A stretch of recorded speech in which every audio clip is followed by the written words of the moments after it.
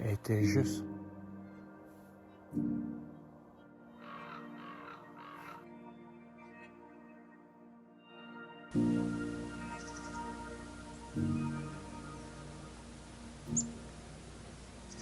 Hein, c'est quelqu'un qui est capable de sauter très loin ou alors de voler.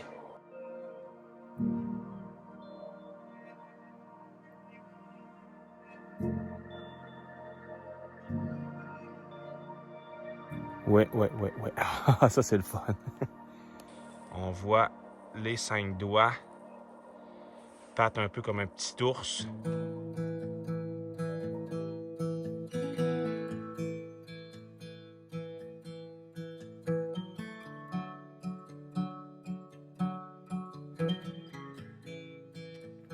L'hiver, j'aime bien enfiler mes raquettes. Puis, ah, c'est plein de mésanges.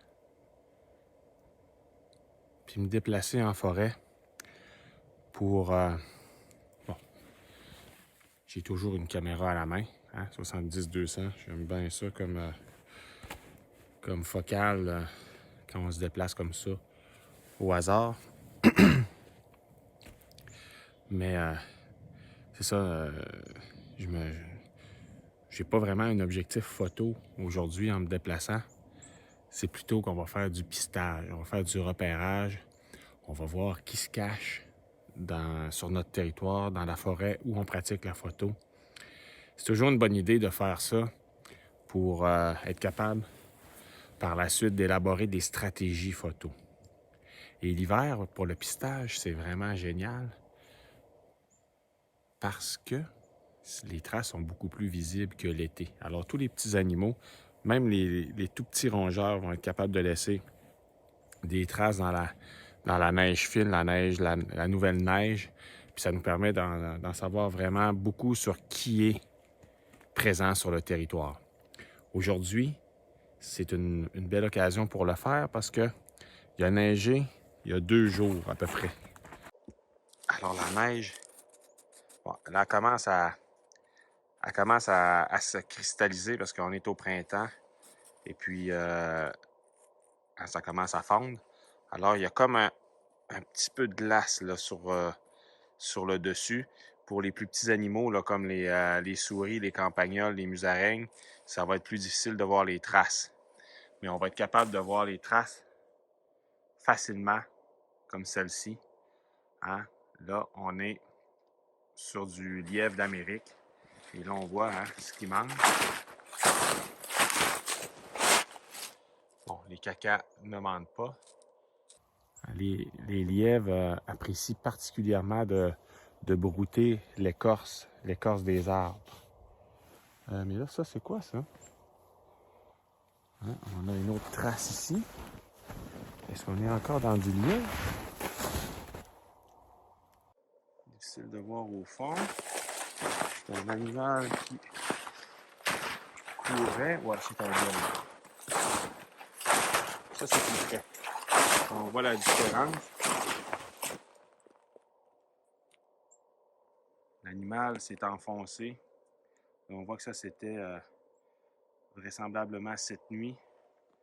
Ça, c'est la nuit d'avant. Hein, il commence à s'estomper. Pour la photo de lièvre, hein, un truc intéressant. Je vais vous compter ça en marchant. C'est finalement de suivre les traces. Parce que le lièvre, c'est un animal qui est plutôt nocturne.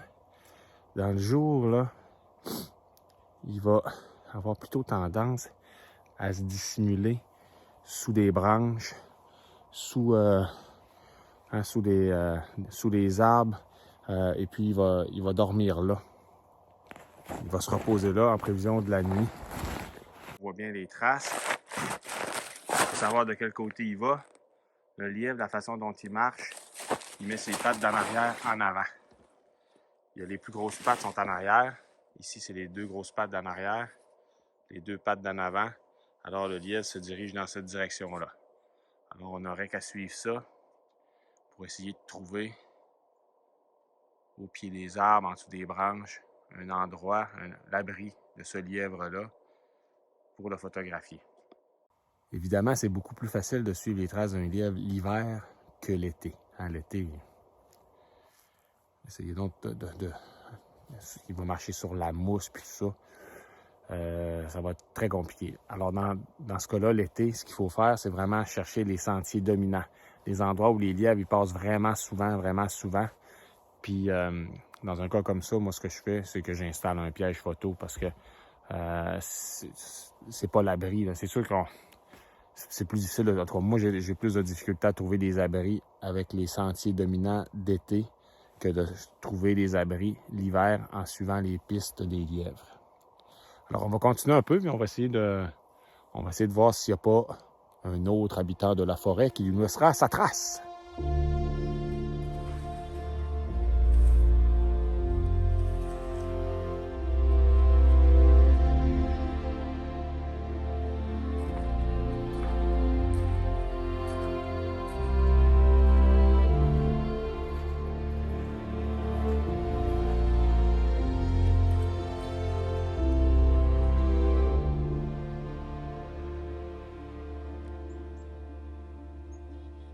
Pour repérer le passage d'un animal, on peut aussi chercher les excréments.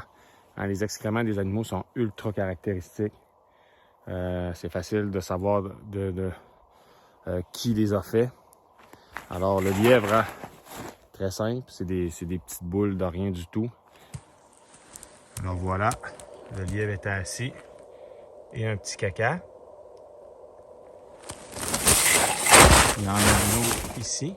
Et les cacas du lièvre sont tellement peu digérés que cet animal-là a développé une habitude qui s'appelle la coprophagie. Il va manger ses cacas parce qu'il va recycler. Ben, il ne mange pas tous à l'évidence parce qu'il y en a encore à terre. Mais ça y arrive de remanger ses excréments parce qu'il reste encore beaucoup de matière nutritive dedans.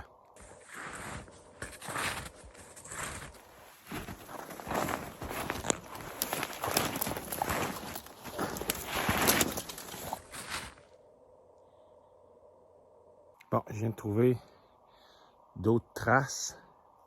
Et là, on est ailleurs. Un animal qui est ultra présent sur le territoire près de ma maison.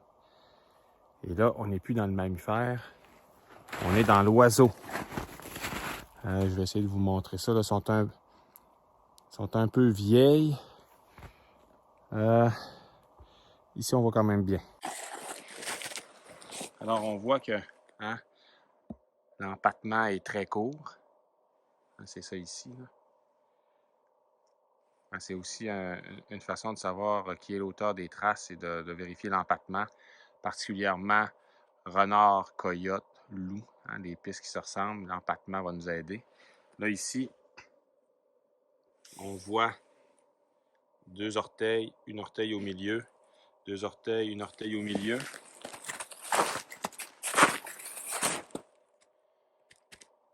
C'est pas mal là qu'on voyait le mieux. Ici, là, c'est traîné. Alors, on est en présence, ici, de la Gélina tupée. C'est un oiseau forestier, passe évidemment à l'hiver au Québec. L'hiver, pour cet oiseau-là, c'est pas facile. Il va se nourrir de bourgeons, va rester pas mal sur le même territoire. C'est un oiseau qui est un peu frileux. Souvent, on va les trouver, ils vont s'enfouir sous la neige, dans la neige qui offre un bon isolant. Alors souvent, on voit comme un trou, ils vont rentrer dans la neige, c'est là qu'ils vont se mettre à l'abri. Souvent aussi, ils vont être perchés sur des branches. Puis une bonne façon de les repérer, c'est les cacas. Les cacas sont ultra caractéristiques. C'est des genres de petits tubes, puis ça fait des monticules en bas des branches. Ici, il y a vraiment beaucoup de Gélina tupée.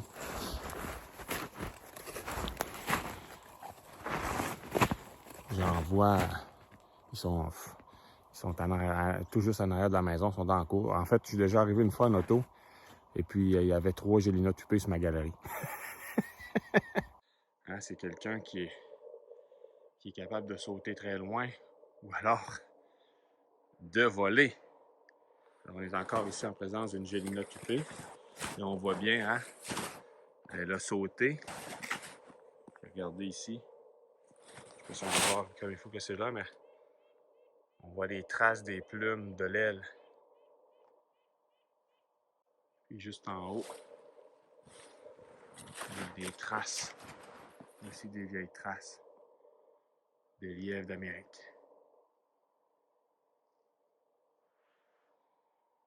Alors, pour la Gélina tupée aussi, l'hiver, c'est assez facile de les trouver. Hein? Il s'agit de suivre les traces fraîches, évidemment. Là.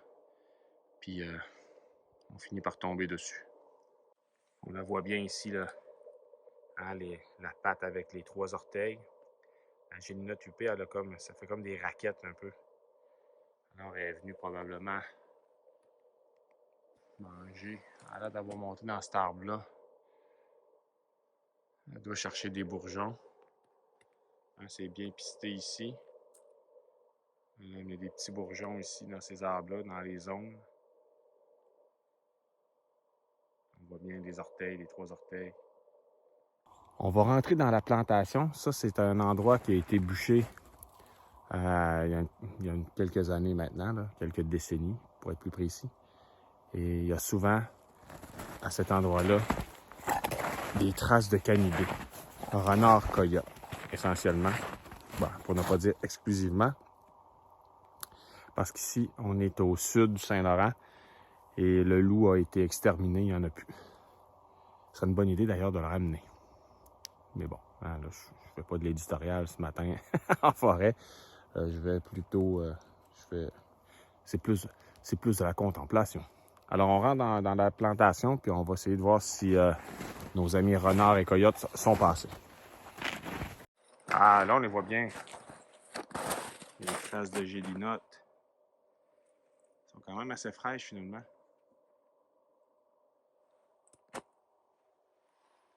Fait le tour de l'arbre. C'est envolé. Des fois, les gélinottes, elles sont juste au-dessus de nos têtes. On passe sans même jamais les voir. Ah! C'est ça? Non. C'est un oiseau qui a un camouflage extraordinaire.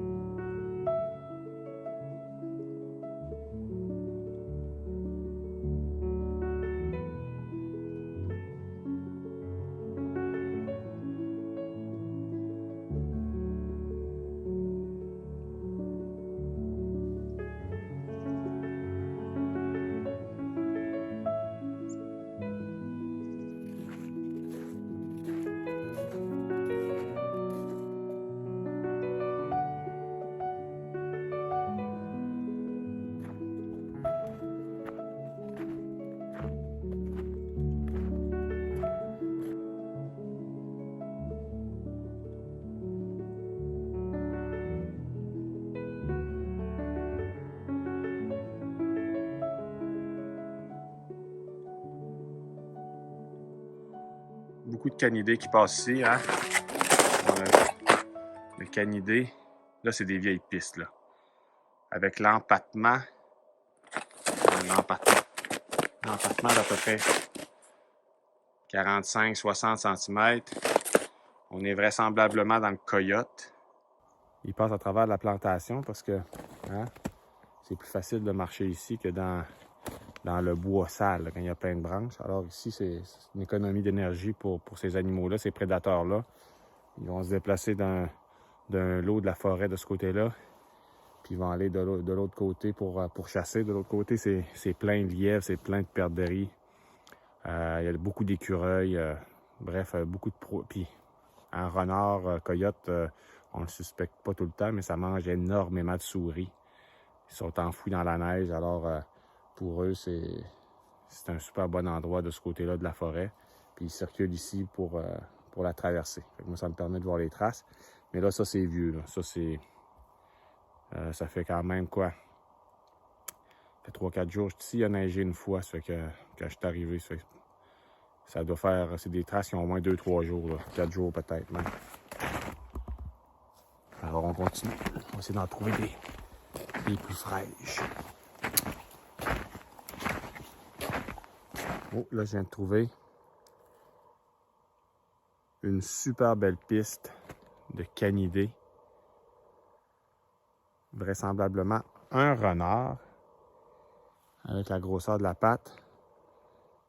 C'est quand même un gros renard à cause de l'empattement.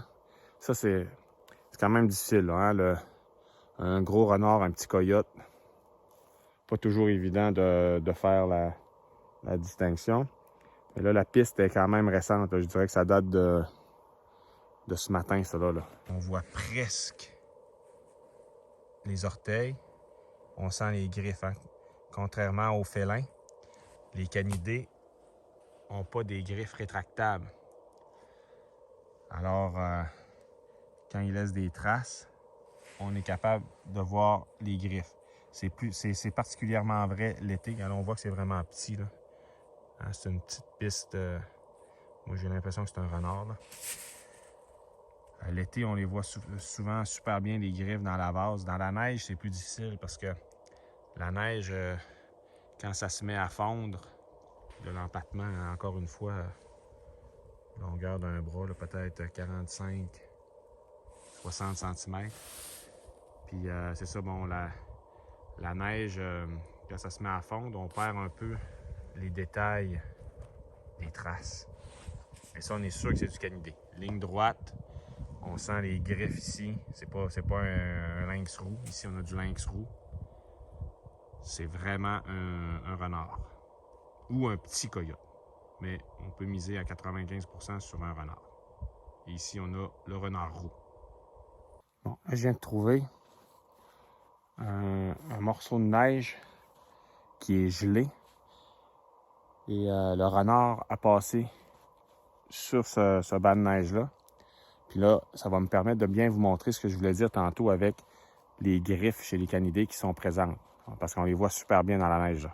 Bon, évidemment, c'est un cellulaire. Là. Mais ici, on voit bien qu'il y a 2 griffes au bout de la patte. Que la patte est vraiment pas grosse. Hein?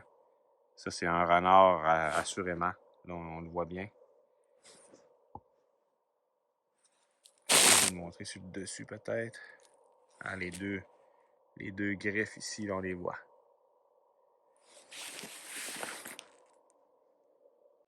On a les traces d'un renard. Et là, ici, il a creusé. Pour je ne sais quelle raison. Évidemment, il devait avoir quelque chose qui l'intéressait pour manger. Puis ensuite, ben, il continue son chemin. Ici, on a croisé la route de lièvre. Le renard roux, il y a une technique de chasse. Les Gélinotes UPD, il y a vraiment du stock là. Le renard roux, il y a une technique de chasse qui est assez spectaculaire pour attraper les petits rongeurs qui se cachent sous la neige. Bien, il va faire une espèce de saut dans les airs, puis il va plonger la tête à première pour aller prendre par surprise le petit rongeur, puis l'avaler, l'attraper avec sa gueule, puis le manger. Bon, là, le trou qu'on vient de voir, là, il n'aurait pas pu faire ça. C'était glacé, c'est pour ça qu'il a creusé. Je sais pas si j'ai trouvé quelque chose. J'ai vu ça à quelques occasions. Un renard roux qui chassait comme ça en sautant, c'est tout qu'un spectacle. Bon, là ici, on a la chance d'avoir côte à côte 2 pistes qui parfois pourraient nous embêter quand on se promène en forêt et qu'on tente de savoir quels animaux sont présents sur le site. Je vais vous montrer tout d'abord la trace de l'écureuil roux. Hein?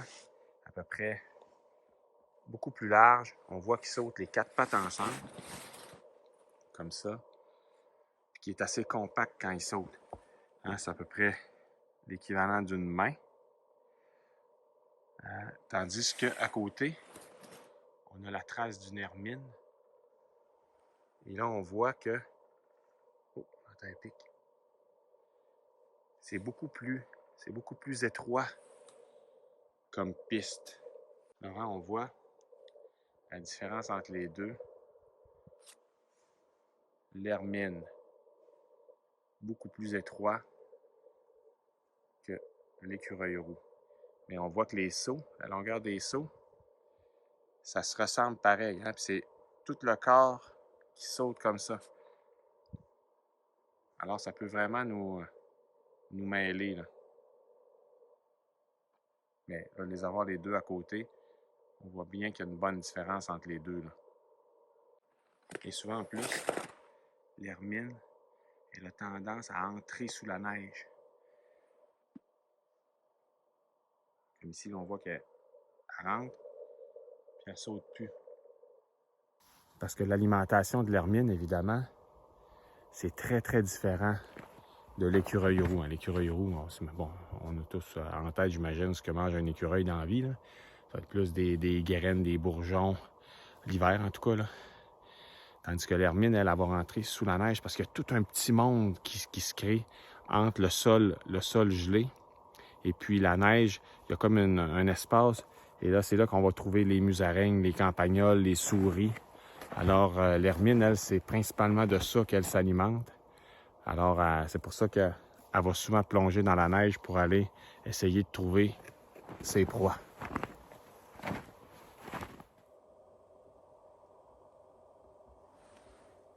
Là, j'ai trouvé quelque chose de pas mal intéressant. Je vais bien regarder pour être certain que c'est ça.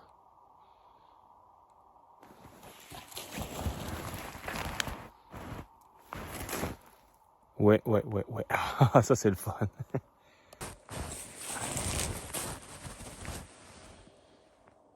Au départ, je pensais que c'était des traces de lièvre, mais pas du tout. Ah, je vais mettre ma main pour avoir un ordre de grandeur. On voit les 5 doigts, pattes un peu comme un petit ours. Alors là, on est en présence d'un animal que j'adorerais photographier, mais j'y suis pas encore parvenu dans ma vie. Et c'est un pécan, hein? Un des plus gros mucélidés qu'on a au Québec. Le plus gros étant le carcajou. Mais le carcajou, on n'est même pas sûr s'il n'est pas vraiment disparu au Québec. Les observations sont ultra rares et se situent davantage dans le nord du Québec que dans le sud. Alors là, je suis vraiment sur la frontière avec les États-Unis. C'est le sud dans le milieu, si on veut. Mais le pécan, j'en ai vu sur mon terrain 2 fois. Ah, il y a la loutre, je pense, qui est plus gros que le pécan dans les mucélidés. C'est un animal qui va se nourrir d'écureuils. Dans le coin de Montréal, en plus, il fait le ménage, il mange les chats qui traînent et qui constituent un problème écologique. Donc, je l'aime encore plus. Ici, il est présent. Il vient vraiment tout proche de ma maison. Mais j'ai pas réussi à le photographier. Probablement au piège photo, j'aurais plus de chance. Il faudrait que je le laisse ultra longtemps sur place sans venir déranger le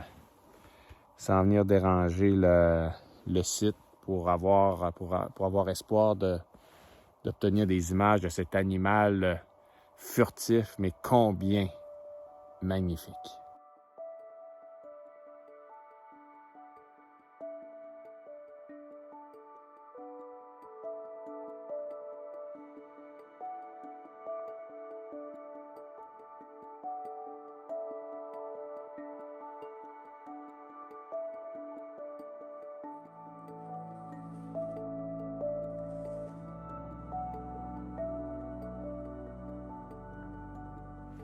Bon, bien voilà. Je vais maintenant aller déjeuner. J'ai un peu faim. Hein? Bonnes habitudes alimentaires. Aller faire une promenade avant de déjeuner. Souvent, j'ai pas faim le matin. Puis là, ben, j'ai quand même... Hein, c'est ça le repérage. C'est de trouver des indications sur quels sont les animaux présents sur le site en question, à quel endroit on peut les trouver en quantité le plus appréciable. Alors, hein, moi, avec mon repérage du matin, c'est sûr que ce qui m'attire particulièrement, c'est la présence d'un pécan juste en arrière juste derrière la maison. Comment l'attirer, comment... C'est un animal que j'ai pas vu souvent dans le bois, j'ai vu ça 2-3 fois maximum. Comment est-ce qu'on pourrait faire pour établir une stratégie pour le photographier? J'ai aussi trouvé des sentiers principaux pour les lièvres, que j'ai des bons spots pour les lièvres. J'ai l'inotupé, mais il y en a partout, mais j'ai l'inotupé, j'aime mieux concentrer mes efforts quand je suis sur la Côte-Nord, c'est plus rentable, c'est plus facile. Je m'attendais à voir plus de traces de canidés. Hein, j'ai vu surtout les vieilles pistes, puis une piste fraîche de renard.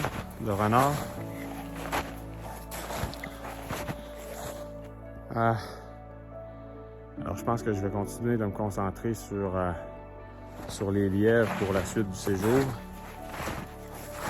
Hermine, c'est facile autour de la maison, j'ai pas besoin d'aller loin en forêt pour ça.